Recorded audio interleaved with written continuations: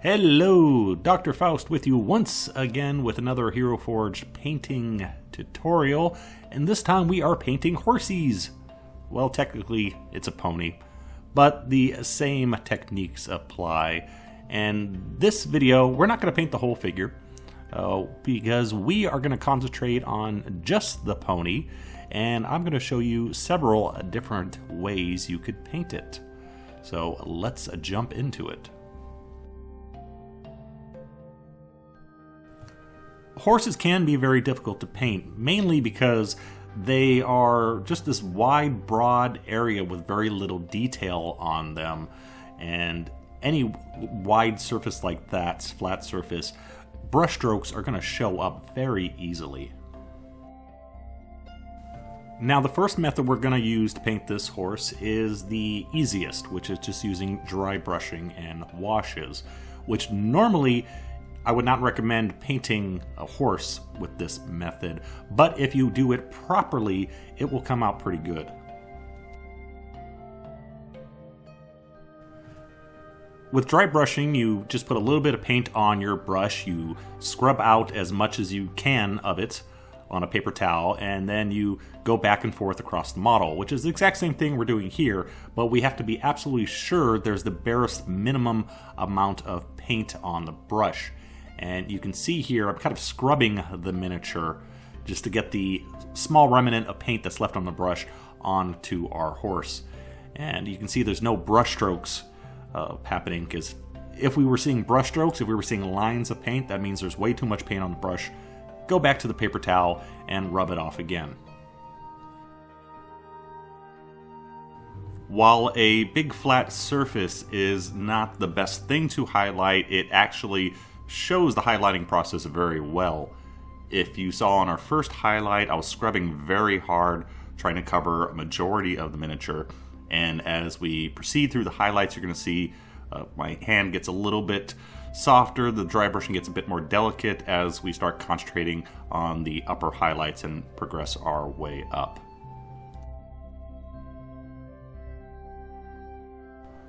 Also, because this is a broad, wide surface, there's no real deep crevices to show a contrast. We are using fairly small increments, progressives of our highlight color. We're not doing extremes, so we're going for yellowish browns, then brownish yellows, and just a little bit of highlighting. And that helps to highlight our horse without looking at too extreme. You don't want real sharp edge contrast on the rump of the horse, because that's just a rounded area, it's not an edge.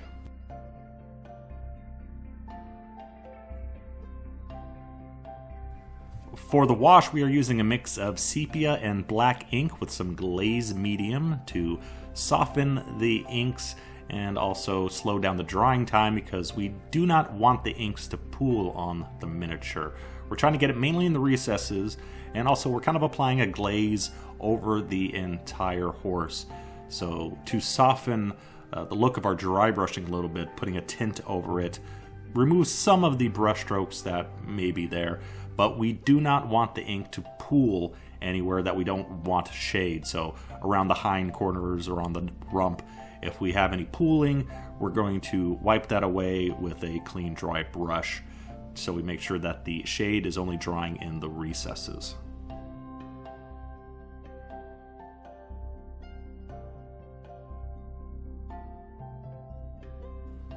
And that is it for our easiest way of painting a horse. All we did was put down a base coat, 3 dry brushes, and then we put a wash to kind of tint our dry brush a little bit and also give us a little bit of shade, but easy peasy, all done.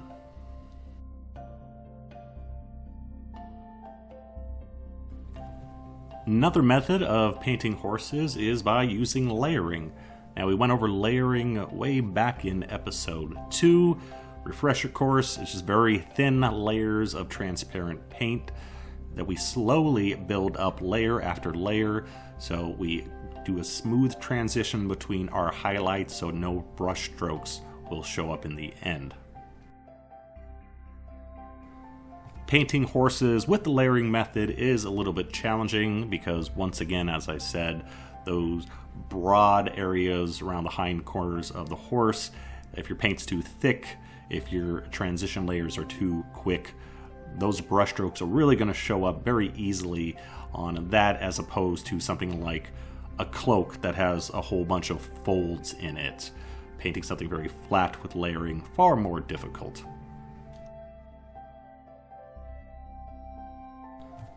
So in these situations, we just want to make sure that our paint is thin enough. Again, I recommend starting with around either a 1:3 or 1:5 paint to water ratio.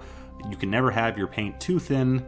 It's just a matter of how much time you want to spend applying the layers and taking time painting your miniatures. But on the hindquarters of the horse, we want our paint a little bit thinner. But in this situation with this pony, as we get towards those smaller areas, those tight muscles around the chest, around the front legs, we could have our paint a little bit thicker because those areas are much less prominent, they're much smaller. The transition areas between the shades and the highlights, the recessed areas of the muscles and the tops of the muscles, is much shorter. So we could use thicker paint in that situation as opposed to on the hindquarters, whereas it's the very broad, flat surface area where we want the paint to be thinner.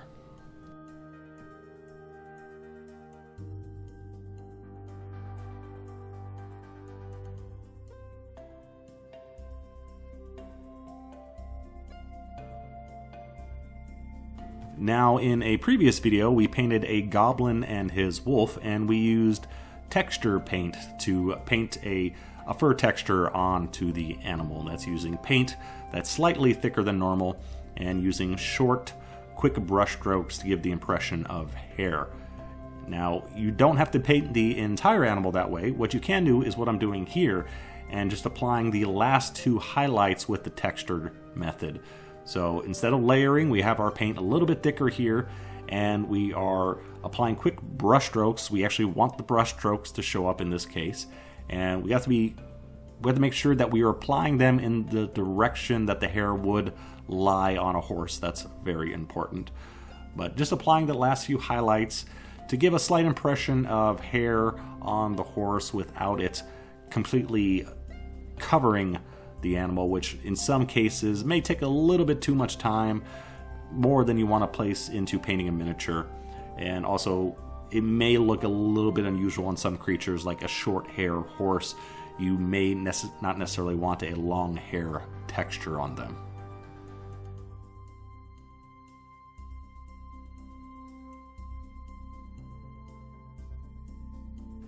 So there we go. That covers two other ways you could paint horses, using layering alone or combining it with the texture method in the last highlight steps, or you can texture the whole animal like we did in our wolf painting video.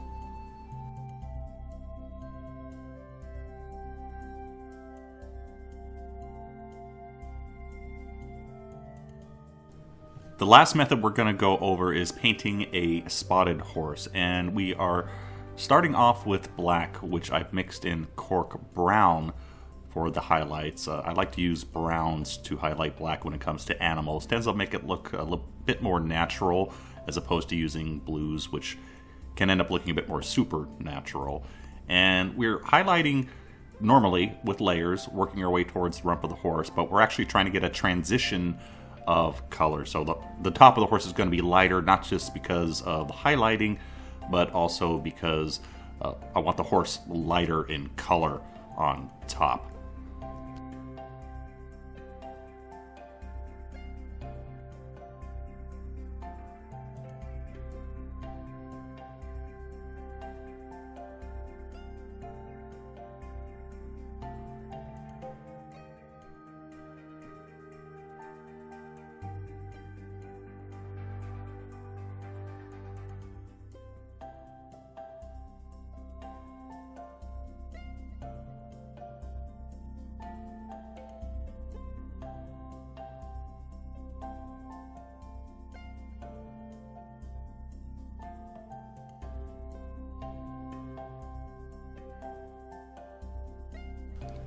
The next thing we're going to do is add our spots, and for that we are using a toothpick, which is a very good dotting tool. You can shape it to whatever size you need off the tip.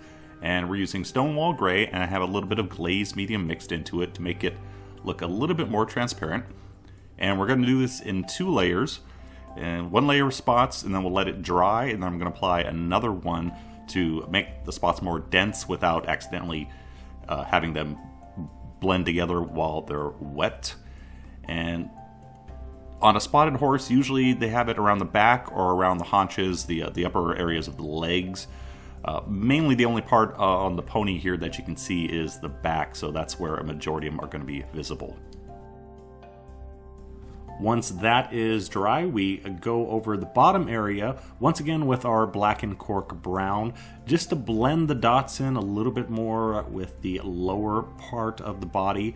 So there's a good subtle transition between our very bright dots on top, and they kind of fade away as they move down the leg of our pony. Now I am purposely making very bright dots on our little pony here, and you could go for a much softer tone. Dappled horses, they can be spotted, but they're not as intense. So we could have used a darker gray than the Stonewall gray, or we could have applied it over a lighter base coat. You have those options. After all those different methods of painting the horse itself, the mane is quite straightforward. Slightly thinned paint using our layering method, simply building up the colors. I am using a little bit of Stonewall gray as our base because we use that color in different parts of the horse, so it transitions well into the main color as well. And fortunately, horses are real-life creatures, so we have plenty of reference material for deciding on what color mane and tail should go with what color horse, because there is some distinction there to make sure you want to use the right color. Other item that I didn't go over in this video, but hoof color actually matters. If the bottom of the fetlock, that's the leg of the horse, is black, then you're going to have a black hoof. If it's a lighter color, well, then you're going to have a more of a lighter beige or bone color hoof. So adding things like that just gives you a little bit more accuracy and realism to your horse.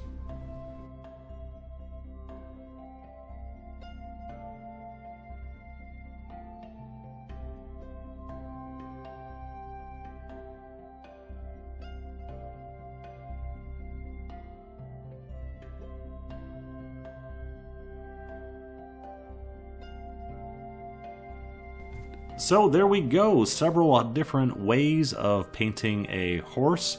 We went over dry brushing and washing, the easiest method, the quickest method. Just make sure that you have very little paint on your brush and you want to scrub back and forth. If you see streaks showing, that means you have too much paint on your brush. Also, don't let that wash pool. We went over layering once again. Practicing layering on the rumps of horses, it's good practice, because if you have brush strokes showing up, you know that your paint is too thick, too opaque. You have to thin it more, so it is very good practice if you want to do it on a horse. Very time consuming though. We once again went over the texturing method. You can, like I say, you can texture the entire animal if you want, or just do the highlights. And then finally we covered the spotted horse. Very strong spotted pattern on this one. If you want a softer dappled look, again, you could go with a lighter base coat than I did, or go with darker spots, your choice. But several different techniques, several different color combinations we went over, and we just hit the tip of the iceberg when it comes to painting horses. If you look online, huge variety of color options when it comes to horses and ponies. So get out there, search the internet, find a color scheme that works for your beast of burden, and get painting. So thanks for watching. See you next time. Bye-bye.